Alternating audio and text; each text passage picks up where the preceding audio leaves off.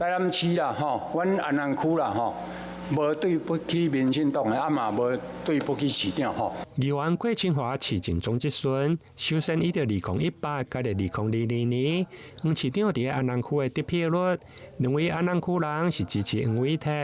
毋过伫台江国家公园中央画大饼以后，议员却认为地方坑的拢是垃圾，尤其城西分化路甲更新案。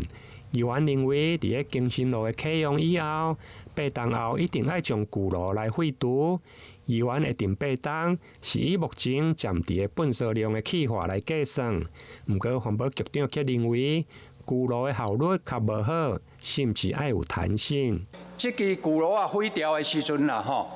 加40几公顷。的垃圾用地的时阵，掩埋场用地时，人工啊甲做绿化。行阮地方啦，一个公道啦，我甲算算的啦，地方2支路啊，这是足无奈的选择啦，毋免逐冬废水啦，去影响到海域啦，影响到这做阮的人。每当啦，2遍至3遍的火灾啦，互地方碰碰用水行车拍袂花，这毋是长久的办法，所以。地方人员8档较忍耐，互恁来做这个工课。我的评估是走15至20啦，